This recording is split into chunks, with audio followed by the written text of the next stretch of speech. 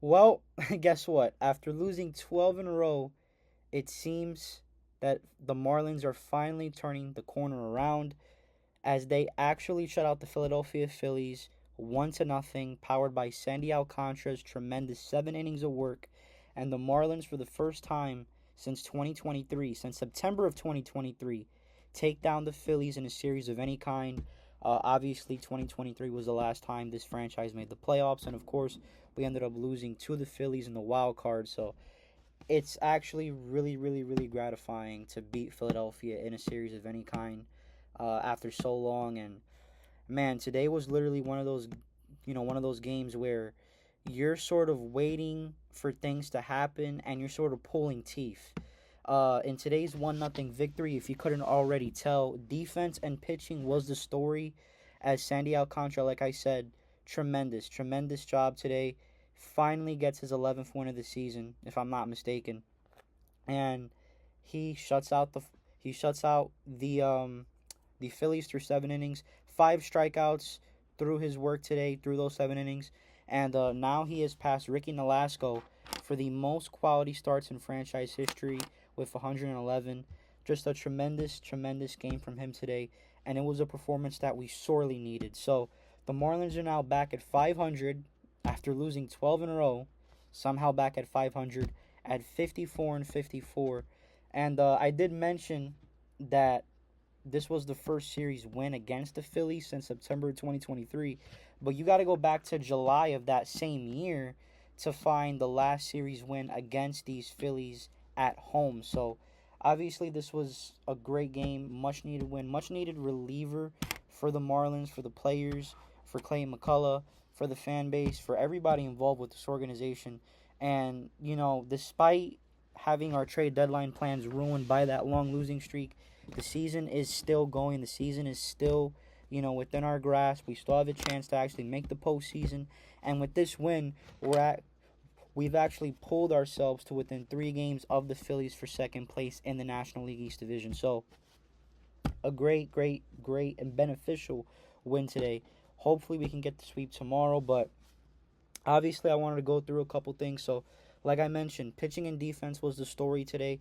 Not only was Sandy great, but the defense behind them was spectacular. You saw Jacob Marcy. Say what you want about his defense, say what you want about him as a player, but he's always making great catches in the outfield, in center field, and today he did so again in the 4th inning when basically made a tremendous catch up against the wall.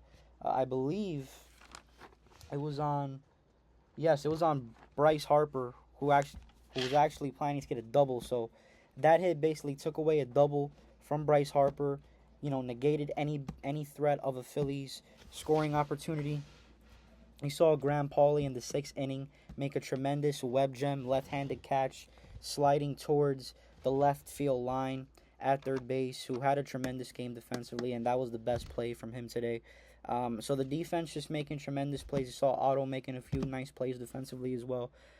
Great, great defense. And then after the 7th inning, Calvin Fauché pitched a perfect 8th, and Pete Fairbanks, one of the worst free agent signings in Marlins history, actually does his damn thing, actually does what he's supposed to do.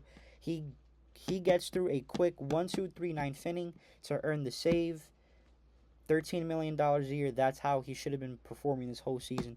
Hopefully, this is actually a turnaround point for him and he actually builds off of this and he continues to throw like he did tonight, because if he turns his season around, then we could be talking a little bit differently about Pete Fairbanks. But other than the defense, the only run that we saw today offensively came in the 1st inning. Aaron Nola continues his tradition of giving up runs early in ball games, as the Philadelphia starter gave up a solo shot to Kyle Stowers in the 1st inning. And Kyle Stowers' homer was actually very interesting because it wasn't a definite moonshot. It sort of reminded me of a punt from Reggie Roby, the former Miami Dolphins punter from the 90s. It's almost like, as soon as he made contact, the ball was just hanging up in the air, and it was hanging and hanging and hanging and hanging.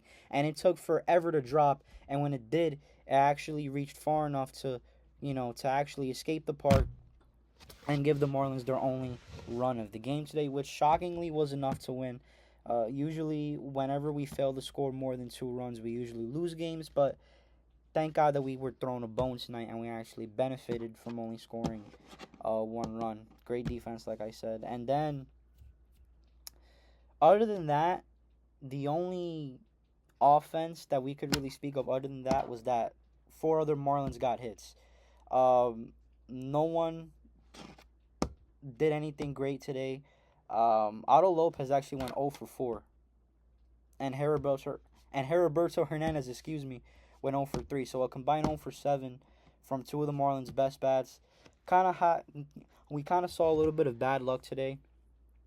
As well, I remember, I believe in the 3rd or the 4th inning, Graham Pauley ended up shooting into a double play. I mean, he rocketed a ball straight into a double play.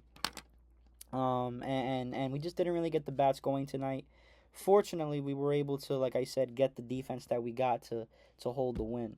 Now, Clayton, moving on to Clayton. So we talked about the pitching, defense, and offense. Before I wrap this up, there were a couple things that I did not like. First of all, Xavier Edwards and Heriberto Hernandez, horrible challenges, wasted challenges, both of them definite strikes, pitches that were in the strike zone, no questions asked, definite strikes, and they ended up, challenging both of those pitches, wasting both of our challenges. So, really, really, really bad choices by them today. But speaking about choices, once again, we got to go with Clayton McCullough. Clayton McCullough decided to make 2 questioning decisions, 2 questioning substitutions. So, I have it written down here. In the 6th, Esteury Ruiz came in and substituted for Griffin Conine in right field. And Conine actually got a hit. He was one of the 5 Marlins who actually recorded a hit. So he comes in. So Ruiz comes in for Conine and does absolutely nothing. 0 for 2 today. Strikes out once. Almost strikes out a second time. Second at bat. Fell behind 0-2 very quickly. Swinging strikes before, flying out, popping out. But he was awful. And he also decided to take out Graham Pauley in the 7th inning for Javier Sonoja, who went 0 for 1 today. Nothing really to to write home about for Sonoja. Nothing really to judge in that one at bat. But you could understand why Clayton McCullough decided to put in Ruiz and Sonoja in the 6th and 7th innings. But it didn't work out. It makes you question in a tightly defensive game, in a tightly contested contest, why would you want to sub out one of your best defensive players who's manning the hot corner for a guy who has promise, obviously won a Gold Glove last year as a rookie, but has made, I believe, 8 errors this season at third base.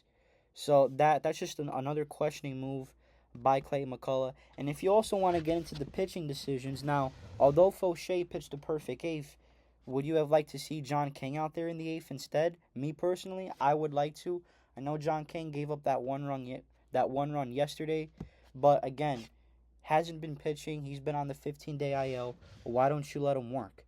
So it's just stuff that I don't understand. More questioning decisions from Clayton McCullough. But luckily, none of that came back to bite us tonight. So yeah, a 1-0 win for the Miami Marlins, and now we hopefully can get a sweep tomorrow. Ryan Gusto starts on the bump tomorrow for the Marlins. Another bullpen game. Hopefully we can get a win against Jesus Luzardo, who's going to be starting for Philly. And if we do, we get a sweep, which would be very beneficial for us and pull us to within 2 games of second place in the NL East division.